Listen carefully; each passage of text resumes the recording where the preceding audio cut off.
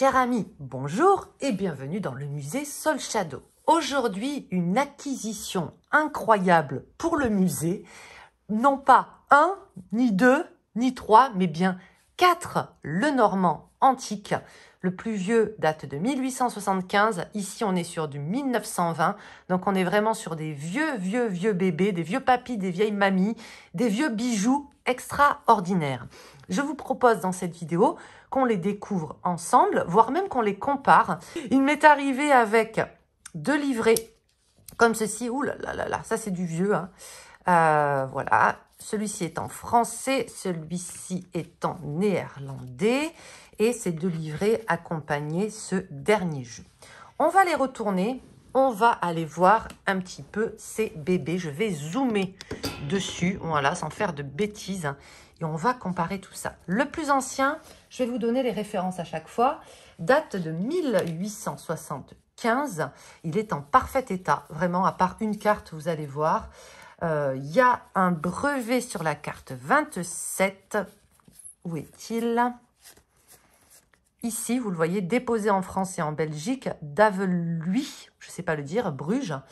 Donc ça, c'est le brevet. Et ce que j'aime bien sur ce Lenormand-là, c'est qu'il y a des textes et on va les comparer parce que celui de 1920 aussi a des textes. Donc, on est sur un jeu édité en Belgique. Le deuxième date de 1878, donc il est également très vieux. Il avait des réaux d'or initialement sur le dos. Ah, on les voit, vous avez vu par moment? Il y a encore des traces de cette dorure. Il y a le nom du quartier donc, qui apparaît, c'est Dondorf hein, sur chaque carte. Celui-là, peut-être que vous l'avez déjà vu passer parce que les illustrations ont été reprises dans des jeux plus récents. Donc là, on est sur du 1878. Voilà. Ensuite, on a celui-ci qui nous vient de, je ne sais pas les amis, 1900. Pareil, il me semble qu'il y a les initiales du quartier. Attendez. Ouais, elles sont sur le dos. C'est Breupol, le quartier, qui avait sorti ces cartes-là. Donc pareil, on ira les étudier. 1900 celui-là. Et celui-ci, 1920. Le dos est écossais, rouge et bleu. C'est celui qui nous vient avec ces 2 livrets explicatifs. Et, attendez, je n'ai pas le nom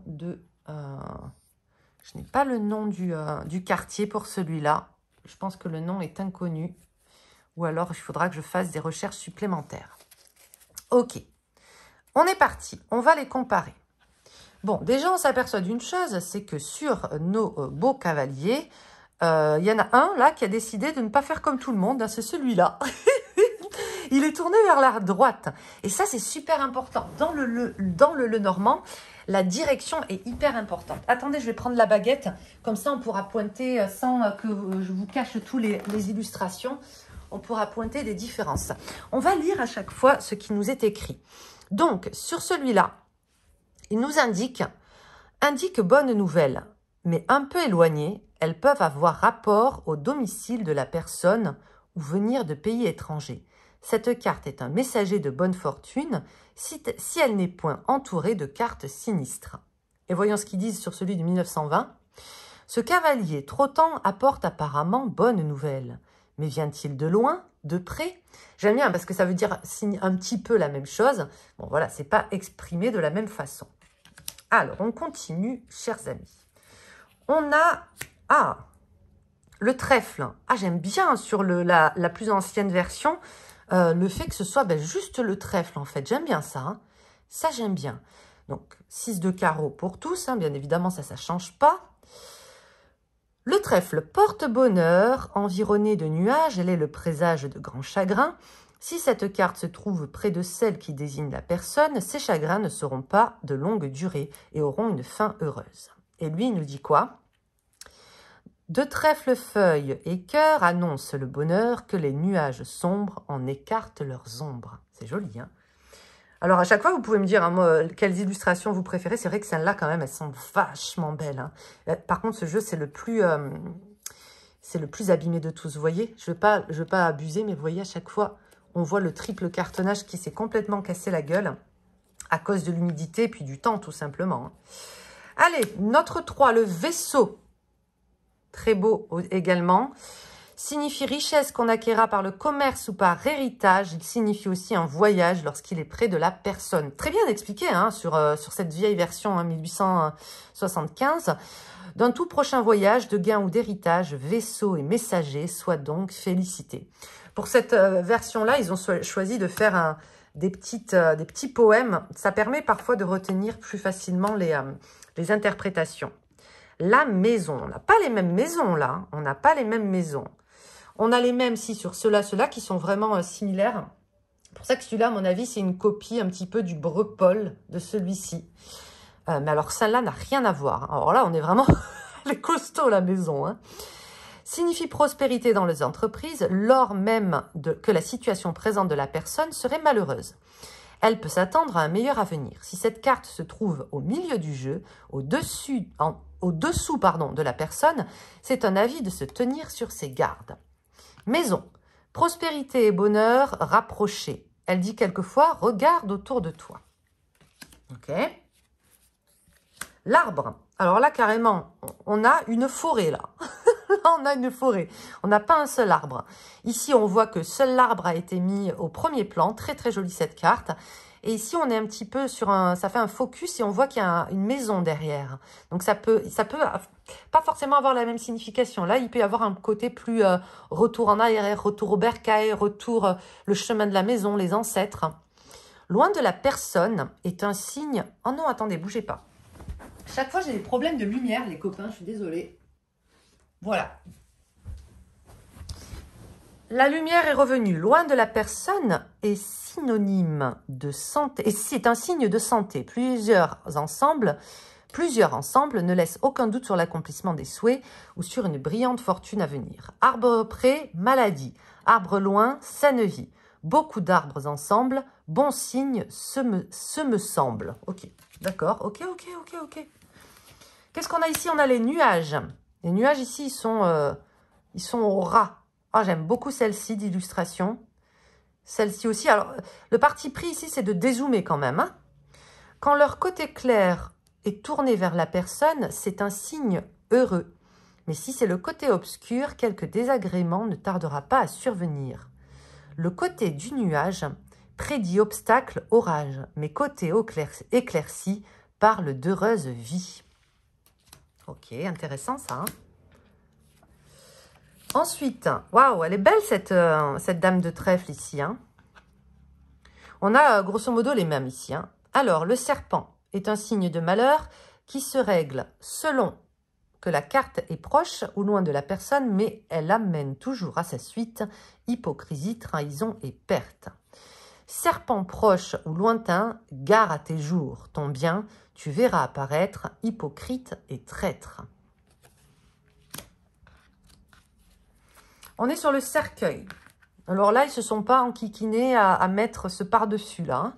Là, c'est vraiment, boum, le cercueil sur les tréteaux. Hein. C'est grosso modo les mêmes. Très près de la personne signifie infailliblement maladie grave, mort ou perte totale de la fortune.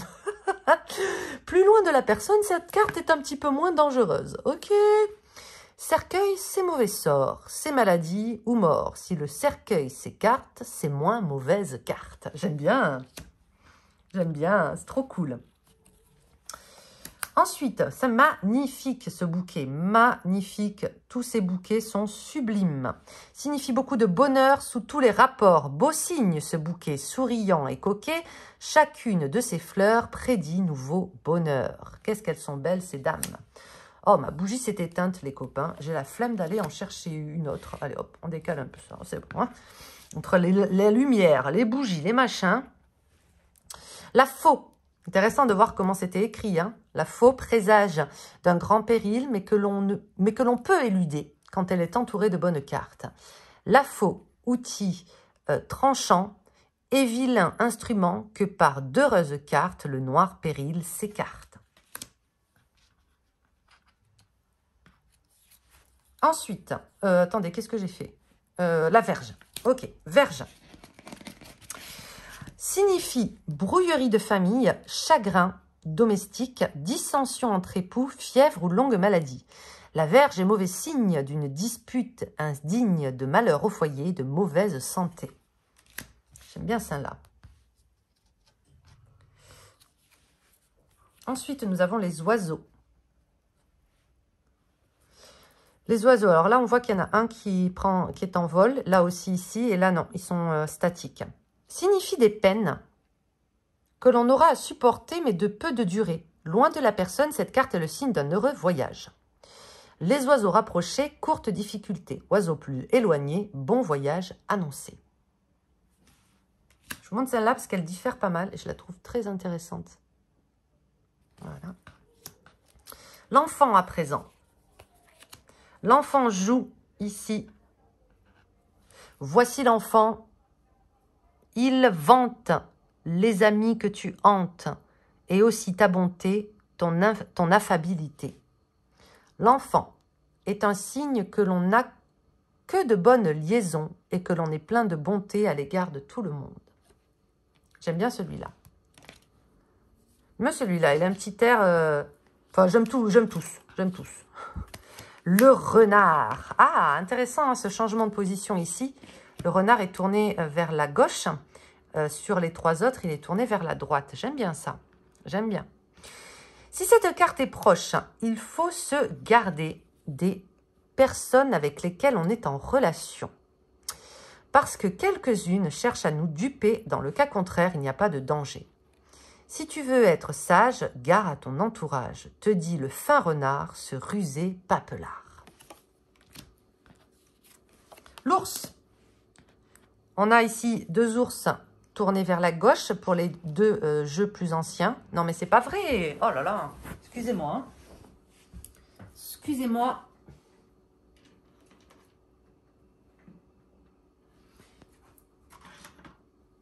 Je vous disais donc, on a deux ours tournés vers la gauche pour les deux jeux les plus anciens. Et puis ici, bon, vu que ce sont quand même des copies, il est tourné vers la droite. L'ours, il signifie le bonheur et nous avertit en même temps qu'il faut éviter la société et surtout la conversation des personnes envieuses. L'ours est le précurseur de joie et de bonheur. Défie-toi de ceux qui semblent envieux. Ils disent un petit peu la même chose. Ma lumière, elle me fait péter un câble. J'adore cette étoile. J'adore cette étoile. Vraiment. Alors peut-être que pour certains, vous préférez les... Voilà, plus. Là, il y a une pluie d'étoiles. Là, il y en a une seule. Et cette étoile, elle confirme le bonheur dans toutes les entreprises. Mais si elle est entourée de nuages, elle indique une longue suite de malheurs. Étoile, heureux présage, pourvu que des nuages ne viennent l'obscurcir et gâter l'avenir. La cigogne, pareil, cigogne ici, parti pris de la placer vers la droite en direction. Ça peut changer la donne, hein. Surtout, j'ai dit, le Lenormand, le directionnel est hyper important pour le Lenormand, comme pour le keeper, comme ces systèmes-là. Donc là, on a la cigogne près de la personne indique un changement de domicile actuel. À distance, elle marque que ce changement est retardé. Cigogne, changement et déménagement. Si elle est à l'écart, ce sera pour plus tard. Ensuite, on a le chien. Alors, notre chien, bah, lui, c'est le seul qui regarde sur la droite, mais son corps est tourné vers la gauche. Très près, ce chien, il assure une fidèle amitié. Bien loin, il indique trahison. Entouré de nuages, il avertit de ne pas se fier à ceux qui se disent nos amis. Le chien près de toi, ami de bonne foi. Nuage, éloignement, trahison sûrement. Je trouve que c'est vachement bien synthétisé ce jeu, hein. Vraiment bien. Et moi, j'aimais bien celui-là aussi. J'aimais bien celui-là, moi aussi. La haute tour. La haute tour. On a des tours différentes ici. Annonce une longue et heureuse vieillesse, mais entourée de nuages. Elle annonce une maladie, même selon les circonstances, aussi la mort. Haute tour, preuve sûre qu'heureuse vie dure, à moins que des nuages de leur noirceur l'ombrage. On est un peu plus nuancé du côté 1920. Ensuite, le jardin. Alors là, on est plus dans un jardin, voilà quoi, hein, c'est Versailles. Oh, waouh, celui-là, il y a des personnages dessus. Attendez, les personnages. Là, ils sont dessus. Ça, j'aime beaucoup, ça, j'aime beaucoup. Parce que justement, la symbolique du jardin, il y a quand même un caractère social dans cette carte. Et je trouve ça cool qu'il y ait des personnages dessus, sur cette version 1878. Jardin annonce une bonne et grande compagnie où l'on entrera. Tout près, elle assure encore une amitié constante, mais éloignée, c'est un signe pour de faux amis. Il y avait beaucoup de faux amis avant, hein. Ce beau jardin recèle compagnie fidèle, mais loin de là, crois-moi, d'amis, méfie-toi. Voilà, il n'y a pas d'amis, pas d'amis. Là, il y a l'amitié, j'aime beaucoup, c'est ma carte préférée pour l'instant. Ensuite, nous avons la montagne. Elle est intéressante aussi, cette montagne qui pique comme ça vers la droite. Celle-là, elle paraît plus simple, plus facile à franchir, à gravir. Près de la personne nous fait craindre un ennemi puissant, mais dans l'éloignement, nous pouvons compter sur de forts amis. Vois-tu ce mont-ci? Dangereux ennemi. Mais s'il est éloigné, tu seras bien aidé. Nous avons à présent le chemin, ou bien la croisée des chemins, le crossroad. Ici, on le voit bien. Il y a des personnages, il y a de la vie autour, entourés de nuages, sont des signes de malheur. Mais sans cette carte et loin de la personne, il y a des voies ou des moyens que nous trouverons pour échapper à un danger. Chemin près de nuages, de malheur le présage. Espère si ces cartes et la tienne s'écarte. Nous avons les souris, les fameuses. J'aime bien qu'il n'y en ait qu'une. J'aime beaucoup celle-là. Elle se ressemble un petit peu. Là, il y en a 4. Là, il y en a 3. Là, il y en a une. Allez, la souris, elle signifie le vol. Si elle est prise, on retrouvera l'objet perdu. Si elle est éloignée, la perte est irréparable. Qu'annoncent ces souris? Un vol qu'on a commis. Si tu es près de là, l'objet, on te rendra. Les cœurs. Ils ont choisi un petit peu de représenter l'organe ici. J'aime beaucoup celui-là. J'aime beaucoup cela également. Signe de joie et de bonheur et de concorde. De joie et de bonheur te parle ici le cœur, de belles actions, d'amour et d'affection. J'y vais doucement, hein, parce que voilà. Hein. L'anneau. Pareil, ils sont différents. À la droite de la personne annonce un heureux mariage avec une dot brillante, mais éloignée, et à la gauche, elle annonce rupture d'une fiançaille ou séparation de deux amants. Un très beau mariage à droite annonce anneau présage, à gauche, c'est rupture, séparation future. Nous avons le livre, et ça c'est important, ça c'est super important, ça change complètement la donne. Le livre, quand il est ouvert, et là, nous avons les livres fermés. Ah, ça ne veut pas dire la même chose. Hein. Ça ne veut pas dire la même chose. Je trouve que celui-là, c'est le plus joli. Bon, après, c'est qu'une question de goût. Communique un secret. Sa position nous fait juger ce qu'il concerne. Cependant, il faudra agir avec circonspection à cet égard. Le livre dit secret. Ne sois pas inquiet, tâchant de découvrir de quoi il peut s'agir. Là, on n'est plus sur garder un secret, un non-dit, quelque chose qui est caché. Et là, on est plus sur une révélation. Le fait de lever le voile, justement, sur un secret, de faire vérité. Ce n'est pas la même carte pour moi. Hein. Après, évidemment, peut-être que je chipote les copains. Hein. L'enveloppe, la lettre plutôt. Alors, la lettre, nous avons ici des jolies lettres. Sans nuages marque un bonheur qui nous arrive par d'agréables nouvelles venant de loin. Mais si dans le voisinage de la personne, il se trouve de nombreux nuages, elle doit s'attendre à beaucoup de chagrin. Bon, je ne vais pas vous relire à chaque fois, c'est bon, je pense qu'on a fait le tour. Il redit ça d'une manière poétique. Nous avons le monsieur, la présence du consultant ou du monsieur ici. C'est la carte dominante du jeu, ainsi qu'avec la suivante, la dame. On va regarder les deux d'ailleurs à chaque fois. 28 et 29. Là, on est plus sur la dame qui regarde le monsieur. Hein. La dame regarde son monsieur. On va voir là. Bon, ben là, c'est l'inverse. C'est le monsieur qui chasse la dame un petit peu. Hein. Après, voilà, bon, ça dépend. Ça peut être, si ça tombe comme ça, je fais simplement dans l'ordre. 28, 29. 28, 29. Après, ils peuvent aussi être comme ça. Hein. D'ailleurs, ça raconte des jolies histoires, hein, regardez. Hein. Tac.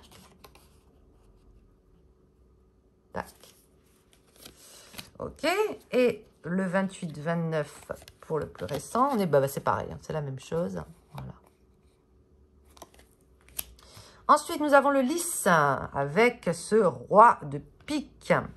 Annonce une vie heureuse entourée de nuages, indique chagrin de famille. Si cette carte se trouve au-dessus de la personne, c'est un signe de vertu. En dessous, elle met au contraire en doute ses bonnes qualités. Donc, il y a toujours cette notion de pureté quelque part parfois sur le lys. Le soleil.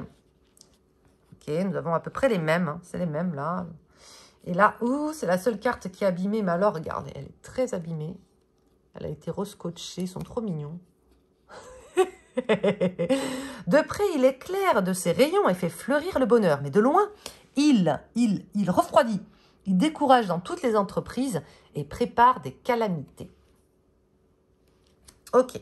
La lune, on a bientôt terminé, est un signe de grand honneur si cette carte se trouve à côté de la personne et au contraire, si elle en est éloignée, elle annonce infortune. Cette lune est tournée vers la droite ainsi que ces deux-là et elle, non, vers la gauche. Clé. J'adore les clés anciennes, je trouve ça trop beau. Celle-ci est magnifique. Tout près annonce la réussite certaine d'une affaire, mais éloignée, c'est le contraire. Ah, ils ont fait rimer là, pour une fois. La clé. La clé. La clé. Poisson. Prépare une fortune par mer. Est une suite d'entreprises heureuses. Mais s'ils sont éloignés, ils sont les sinistres présages que les meilleurs projets seront renversés. Oh, c'est toujours dramatique, hein, quand même. Hein. C'est dramatique. Hein. Alors, l'encre est le signe d'une heureuse entreprise sur mer, d'un grand avantage dans le commerce et d'un fidèle amour. Mais dans l'éloignement, il indique une erreur totale dans les idées et l'amour devient papillon. Allez, prends-toi ça dans la tronche. Vas-y. La croix. La croix est toujours un mauvais présage. Toujours. Hein. Si elle est très près de la personne, il est vraisemblable que le malheur ne sera pas de longue durée. La croix est précurseur de tristesse et malheur. La durée en dépend de son éloignement. On dirait le père Fouras. Les amis, j'ai été ravie de vous partager ces petites pépites. J'espère que ça vous a plu. Regardez-moi cette illustration. Elle n'était pas magnifique. Ce vieux livre là. En plus, il nous donne à chaque fois. Hein, il nous donne l'explication. Voilà, les 4, le normand. Voilà, l'addition au musée. Je suis vraiment très contente. Ah oui, attendez, regardez. Ah, on le voit là. Vous voyez qu'il y avait les coins en or. Ah, je viens de les voir, c'est trop dommage. Il y avait les coins en or avant, à mon avis. Voilà, bref, j'espère que ça vous a plu. J'ai plein de pépites comme ça, très vieilles à vous donner, dont la pièce maîtresse de ma collection que je vous montrerai d'ici quelques semaines parce que je ne l'ai pas chez moi. Je vous dis à très vite pour une prochaine vidéo. Dans la prochaine vidéo, je vais faire des decks, des tarots et des oracles Good Mood. Je reprends un hashtag, je vous en reparlerai. Voilà, qui nous mettent en joie, qui mettent de bonne humeur. Et puis, voilà, affaire à suivre. Des gros bisous. Merci d'avoir suivi cette vidéo et à très vite. Ciao, ciao.